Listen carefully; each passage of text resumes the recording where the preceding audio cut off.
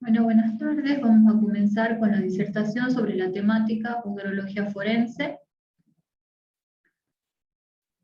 Para ello vamos a iniciar con el concepto. La odorología forense es la técnica científico-pericial que permite la identificación humana a través del olor, para lo cual se utiliza el olfato del canino. Es decir, que el CAM va a realizar una comparación de indicios moleculares producto de la decamación humana y el olor levantado en el lugar del hecho. Es decir, en pocas palabras, va a realizar la comparación entre un indicio dubitado y una muestra indubitada.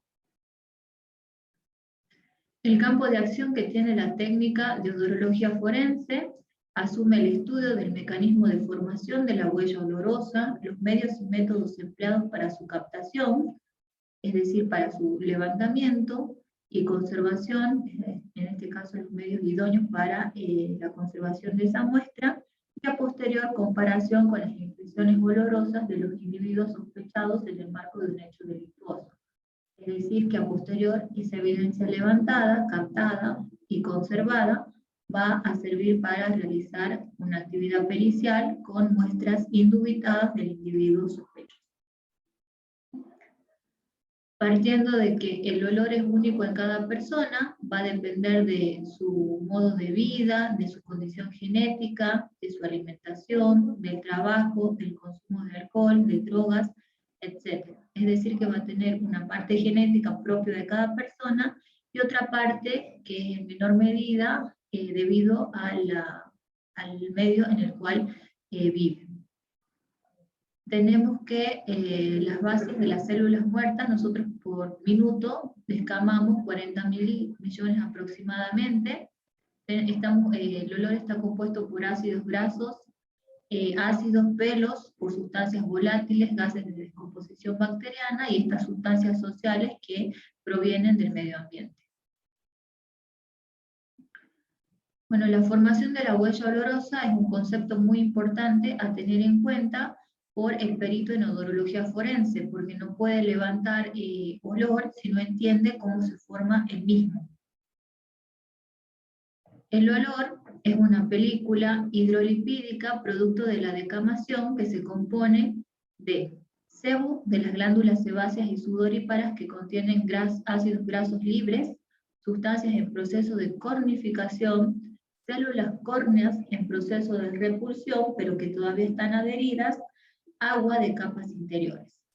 Entonces lo que produce uno al sudar es un líquido decolorido que es transportado desde las glándulas sudoríparas hasta la parte externa de la epidermis, en donde se va a encontrar con una serie de bacterias. Estas bacterias, combinadas con ese líquido decolorido e inodoro, van a producir lo que es el olor.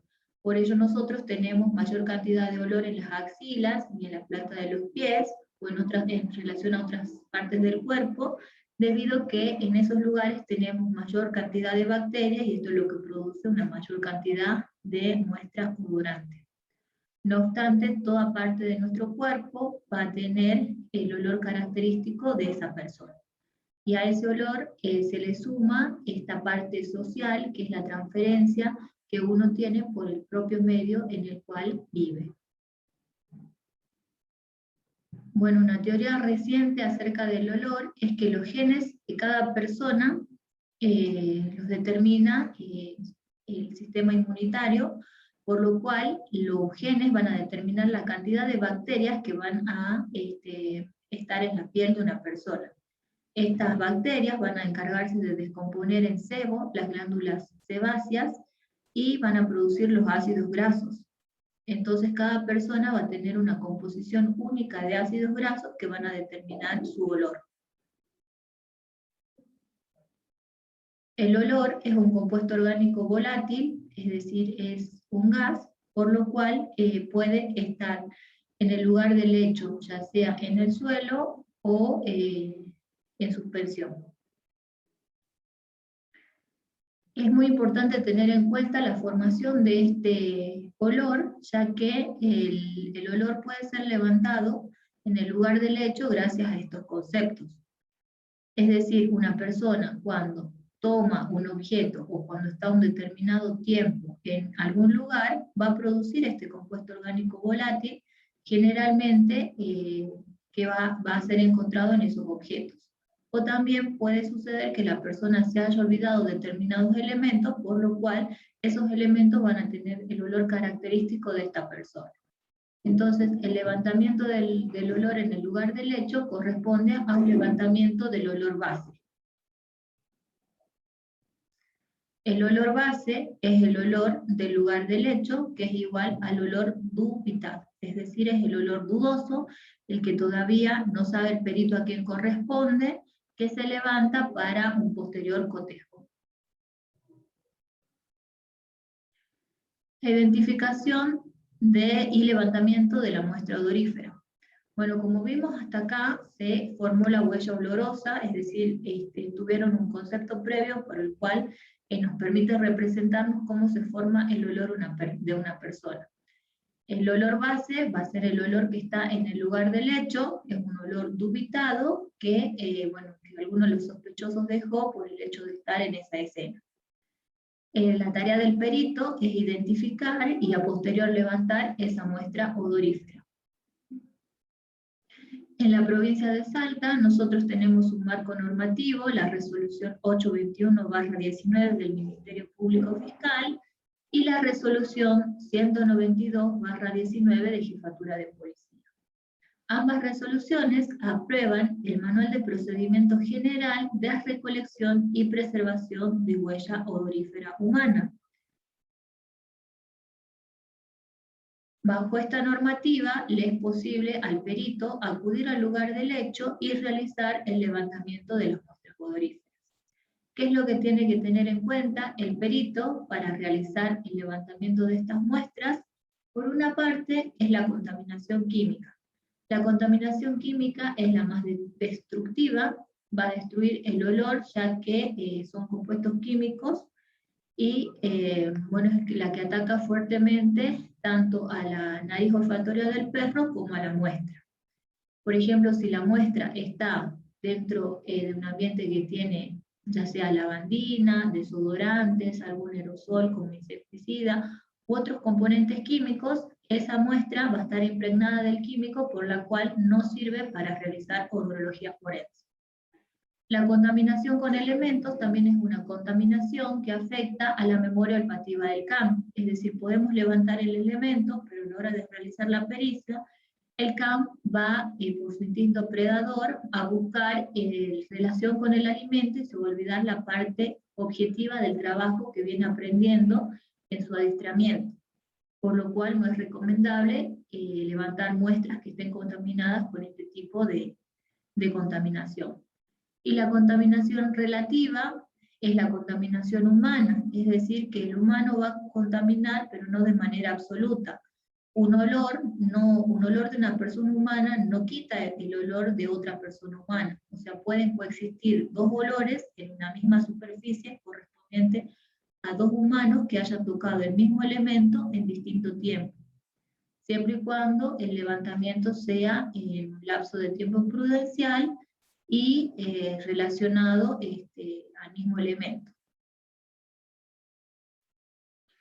Lo que tiene que hacer el perito en odorología forense es elegir los elementos que estén más relacionados con la escena del hecho y los que el sospechoso hubiera tenido contacto, ya sea por haber estado en el lugar o por haber tocado ese determinado elemento, o los elementos que eran de su posesión y que fueron dejados. O sea, elementos que él dejó o elementos que el sospechoso tocó. Es muy importante esta parte, que el perito tenga criterio a la hora de tomar las muestras olorosas, o sea, al momento del levantamiento, ya que es un puntapié inicial para realizar la pericia. El levantamiento en sí va a depender del tipo de evidencia, el tamaño de la misma y la diligencia forense. Por ejemplo, la odorología forense no es exclusiva, sino que coexiste con otras técnicas aplicables a la criminalística, como por ejemplo rastro, genética. En ese caso, el perito debe evaluar qué es lo mejor para realizar en el lugar del hecho. Por ejemplo, tenemos un arma, el arma podemos realizar odorología en la parte de la empuñadura, que es una parte rugosa, y dejar la parte de la cola del disparador y el arco guardamonte para buscar rastros o para hacer ADN.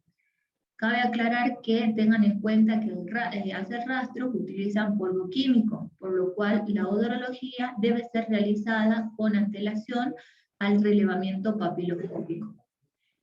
Otra consideración que deben tener es, por ejemplo, si es para ADN, que se realiza el hisopado, o sea, el hecho de pasar el hisopo va a acabar con la huella, por lo cual siempre el perito debe tener un criterio acertado para el tratamiento de un indicio en el lugar del hecho. Recuerden siempre que la odorología no es exclusiva, y como no es un método de certeza, es un método categórico, siempre se le va a dar prioridad a los métodos que son de certeza. En este caso, rastros. Los tipos de levantamiento en el lugar del hecho: tenemos dos tipos de levantamiento, el directo y el indirecto. El levantamiento directo consiste en colocar en el frasco de vidrio esterilizado el elemento que se quiere levantar. Y el indirecto consiste en levantar las huellas odoríferas dejadas en una determinada superficie por medio de un método que es realizar una transferencia de ese olor, de ese compuesto orgánico volátil, a una superficie apta para contenerlo. En este caso nosotros usamos las gasas o paños esterilizados.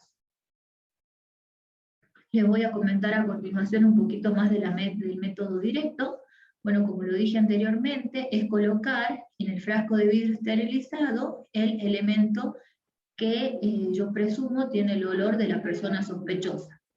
Este elemento, bueno, va a estar en un frasco de vidrio esterilizado, va a estar rotulado con su correspondiente acta de levantamiento y correspondiente cadena de custodia, y las consideraciones que hay que tener respecto a este levantamiento directo. El tamaño del elemento, es decir, si cabe en el frasco o no. Por ejemplo, nosotros tenemos frascos de 600 centímetros cúbicos de capacidad.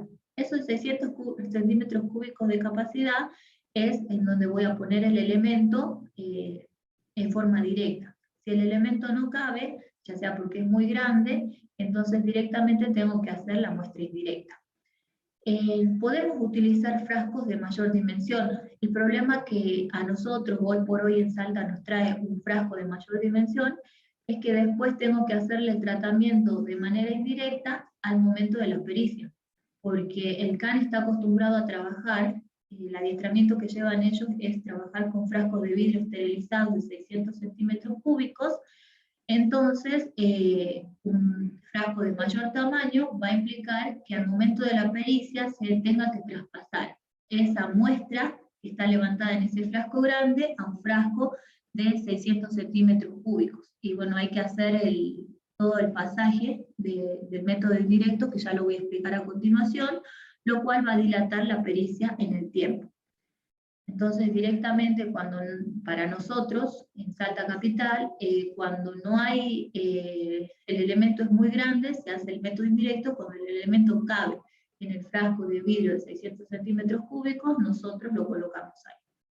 Bueno, la otra, el tipo de diligencia a realizar es el otro cuestionamiento. Por ejemplo, cuando la Fiscalía Interviniente solicita realizar en una prenda íntima genética, y nosotros lo tenemos levantado para odorología, es imposible sacar esa evidencia levantada para odorología y llevarla a hacer genética, porque no está preservada para genética, no están las condiciones que necesita genética que se haga esa diligencia. Por lo cual, al momento del levantamiento, tienen que haber realizado las consultas pertinentes y tener el criterio suficiente para discernir el elemento que están levantando, las muestras, o sea, los estudios que a posterior se van a llevar. En el caso, por ejemplo, de una ropa interior, lógicamente, si es por un abuso sexual, va a ir a lo que es genética, para buscar semen, para buscar un ADN posible. y en ese caso la ropa interior, por más que entre en un frasco de vidrio de 600 centímetros cúbicos, no se la puede poner directamente ahí, sino que tendríamos que hacer la transferencia indirecta. Y la posibilidad de cortar la prenda también es otra posibilidad, pero ello se debe consultar al fiscal interviniente y tener la debida autorización de él. Recuerden que nosotros actuamos como auxiliares de justicia, por ello no podemos movernos con nuestras decisiones propias, sino que todo tenemos que informarle al fiscal y solicitarle las autorizaciones respectivas en caso de que corresponda. Bueno, acá tenemos una foto ilustrativa de lo que es el levantamiento directo. Consiste en el elemento encontrado en el lugar del hecho, colocarlo en un frasco de vidrio esterilizado con tapa a roca. Bueno, ahora les voy a comentar lo que es el levantamiento indirecto. El levantamiento indirecto consiste en colocar gasas, vamos a ir, esta filmina las voy a ir desmenuzando en fotos para que sea más entendible. Bueno, acá tenemos una huella de pie calzado. En esta huella se presume que hay olor de una persona, porque la persona aparentemente estuvo de 3 a 5 minutos parada en el lugar, por lo cual decamó sobre esa superficie y hay un compuesto orgánico volátil correspondiente a su olor. Entonces lo que se hace es colocar una gasa esterilizada sobre la muestra. Sobre esa gasa se va a colocar papel aluminio.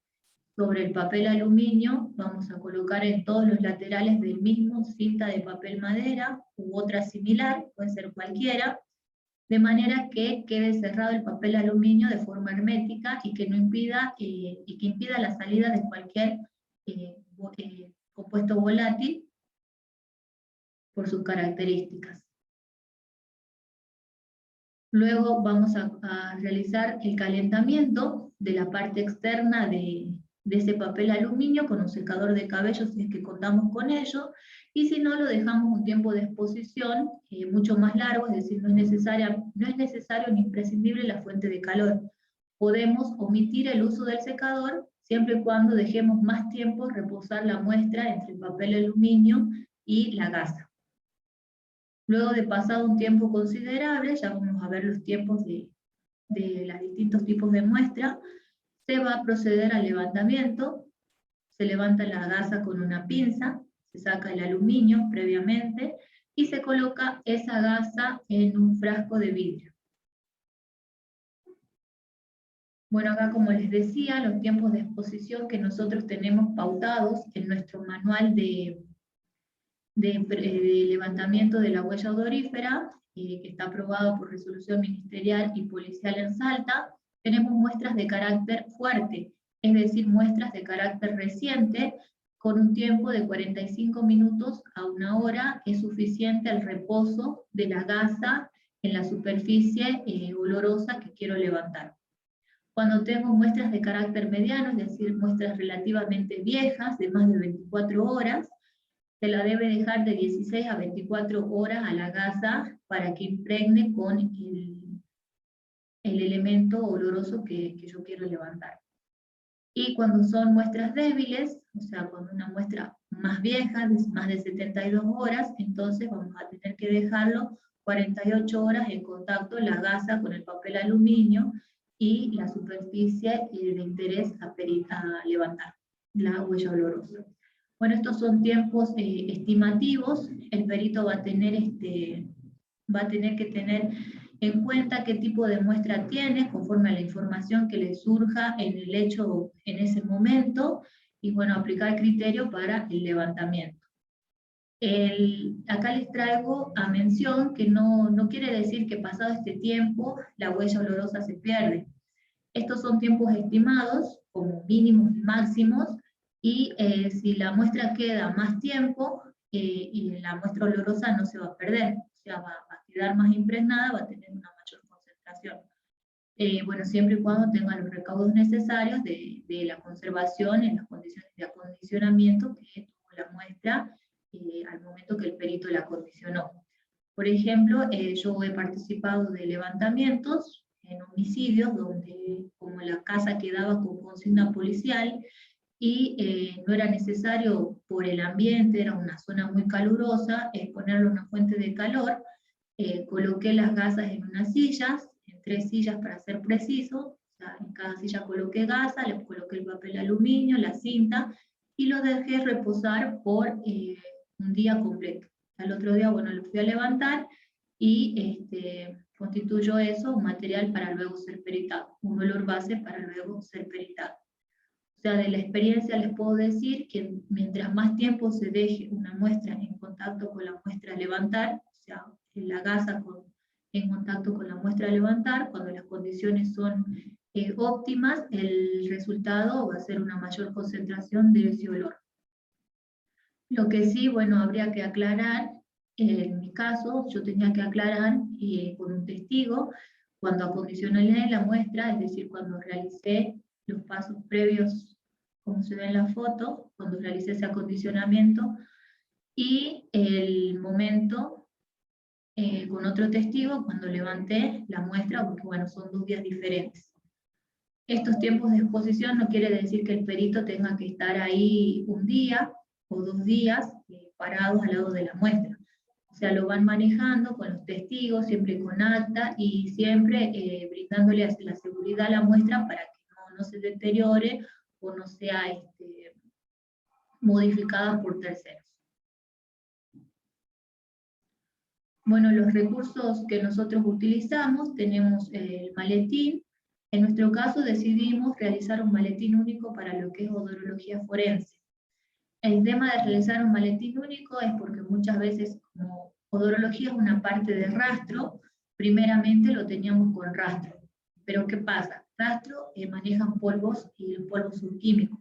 Entonces ellos pueden realizar la contaminación de esos elementos o de los elementos que utilizamos para el levantamiento, por lo cual no era lo adecuado, lo ideal. Entonces decidimos realizar un propio maletín con los elementos necesarios para odorología forense. Los elementos imprescindibles que ustedes tienen que tener en cuenta a la hora de realizar la toma de olor va a ser la cinta papel madera, las pinzas o tijeras, esas son las quirúrgicas, el papel aluminio, los frascos de vidrio esterilizados.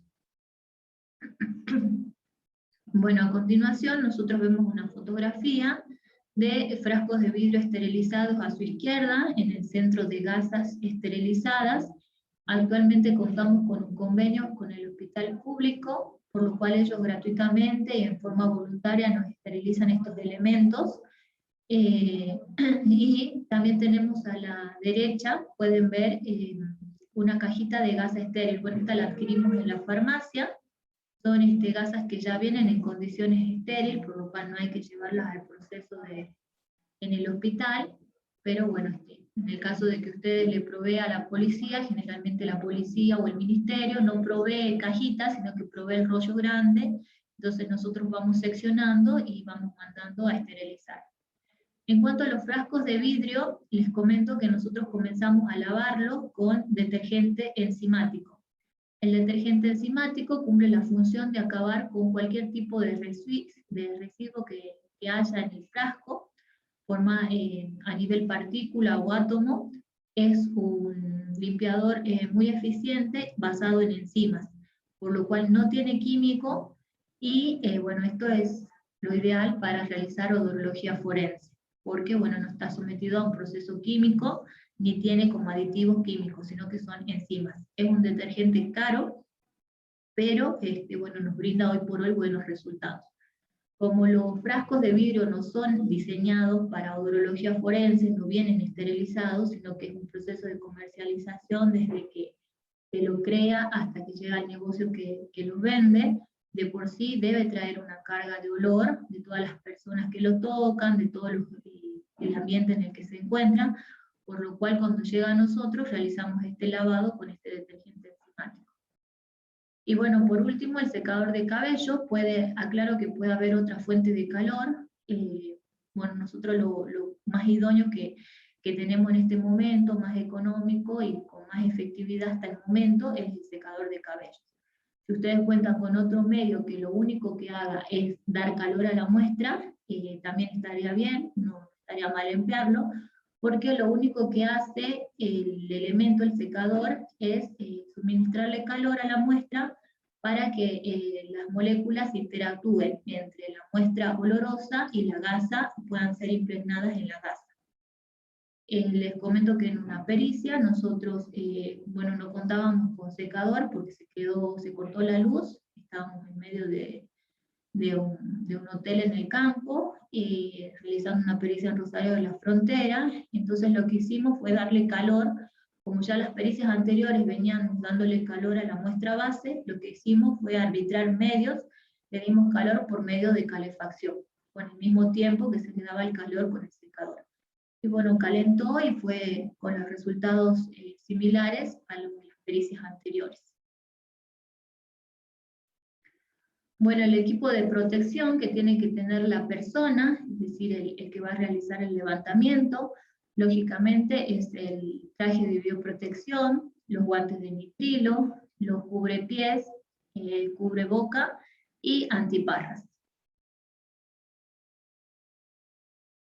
Bueno, a continuación les voy a nombrar algunos levantamientos que fuimos haciendo, tanto en la experiencia como también ya se efectuaron pericias, bueno, que tuvieron resultados buenos, que los canes, bueno, están acostumbrados a trabajar con este tipo de superficies y denotaron resultados óptimos. Por ejemplo, en el piso, probamos en distintos tipos de piso, el levantamiento siempre es el mismo.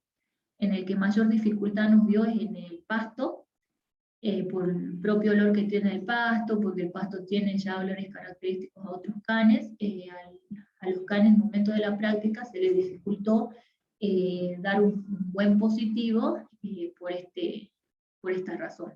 Pero después probamos en concreto, en piso cerámico, mosaico, entre otros, parqué, y bueno, dio resultados positivos. La forma de levantamiento es como ustedes ven en la figura, colocando la gasa, papel aluminio y cerrando los extremos del papel aluminio. Bueno, en vehículos también practicamos bastante, tuvimos varias pericias también de vehículos. Bueno, ahí se puede levantar, como ustedes ven en la fotografía, olor de los asientos, olor de lo que es el volante, de la palanca de cambio, de las manijas, del baúl, del piso del vehículo. En las armas de fuego podemos levantar en la cola del disparador, podemos levantar en la empuñadura, podemos levantar en el cañón, las vainas también se levantan en forma directa. Bueno, acá como les comenté anteriormente, yo estilo levantar en la empuñadura porque es una superficie rugosa en donde no van a quedar adheridos rastros. Y las otras partes del arma las dejo para hacer rastro una vez que ya hice odorología forense o para que se aplique la técnica de ADN mediante hisopado. Bueno, en armas blancas también vamos a realizar el levantamiento de la empuñadura. En elementos contundentes también vamos a realizar el levantamiento de todo el elemento en cuanto sea posible. Bueno, acá tenemos huellas de pie calzado en tierra, también practicamos, también se realizó el levantamiento. En vestimentas también tuvimos pericias y realizamos varias experiencias. Por lo general nosotros tenemos que realizar el levantamiento en las partes donde haya más olor, es decir, en las axilas, en el cuello,